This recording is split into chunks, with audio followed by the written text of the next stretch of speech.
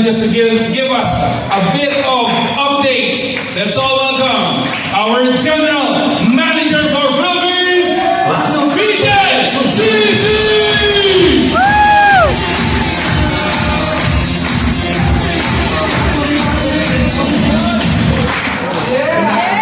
Magandang hapon po.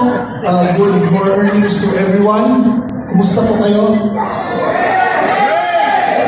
Kung sa Chinese New Year pa, kung kay Fatchoy, kung sa Davao pa, kung Choy Patchoy. I would like to start on the FDA issue. Yes! Sandali ko lang. Okay. Ang FDA po, okay, parang clear lang tayo.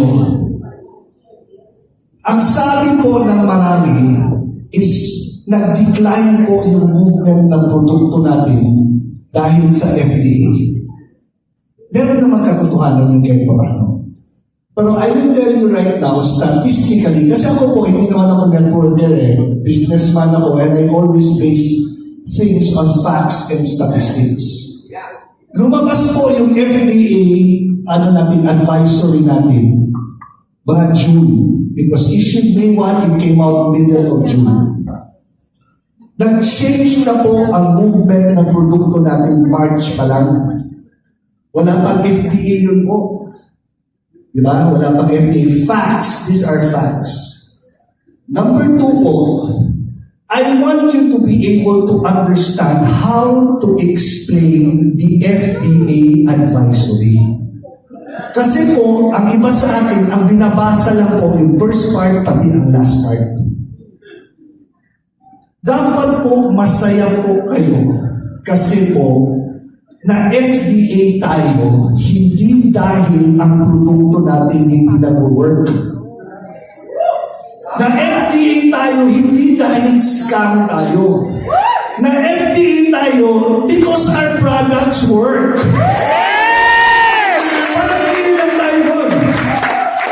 Sabi ng FDA, dahil sa mga testimonies na lumabas, dahil sa lahat ng ang nakikita nila sa social media, hindi na po kayo pwedeng appliance.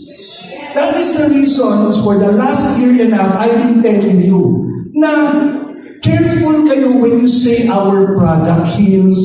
Ba't hindi natin mapigilan? Excited na ang tao So, ang sinasabi in basic analogy, ang registration natin motor. Pero as the years went by, nabalitaan nila, naghahakot na tayo ng graba.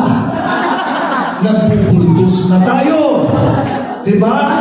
Nag-aalsa na tayo ng mga naglilift na tayo ng mga paleta. Anong ibig sabihin yan? Hindi na kayo pwede maging motor. That is the simplest analogy. It never said that we are a scam. It never said that our products do not work. Ibig sabihin po, it is just regulation and law. Dahil po, di ba, kailangan po meron tayong batas na sinusunod. Dahil po nakita nila na ang positioning natin parang medical device na or medical device na, hindi na kayo pwedeng maging appliance. Okay? Parang clear lang. Hindi po yan. And yung nakikita nyo, we advise all law enforcement agencies.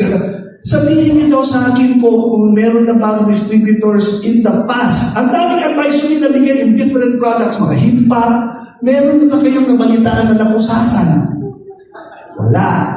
May nabalitaan ba kayo na company na sinira dahil wala silang FDA ang produkto nila? Alam mo bakit sila sinira? Because they took the advisory for granted. Tayo po hindi. We applied. We were able to submit our requirements last November. Bakit? Ang hirap po yung requirements nila po. Kailangan may notarized naman galing sa Department of Trade ng China. So it took us a couple of months before we were able to complete it, and we submitted it in November. Now, marami tatanong sa akin, GM, kailan din lalabas? Hindi po yan lisensya po ng ng driving.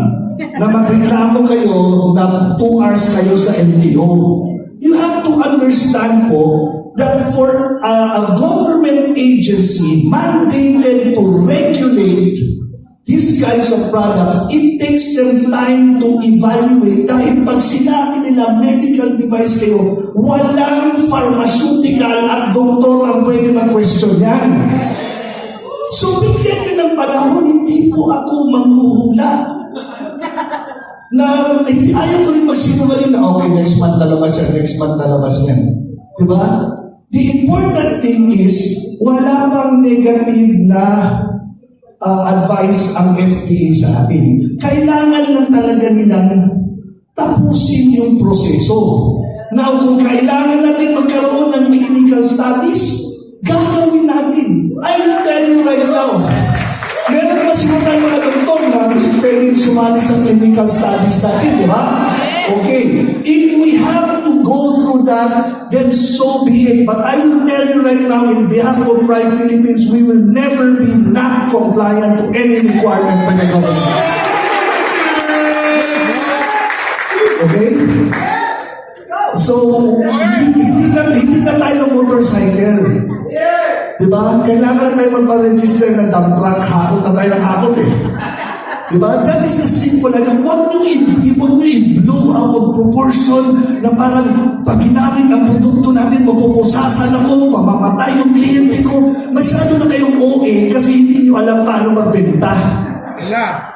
Yan ang bottom line. You guys just found an excuse. But that is no excuse because factually, nag-change na ang sales ng Pride. March pa lang, wala pang FDA. Okay? At hindi, and then number 2, clear tayo sa FDA.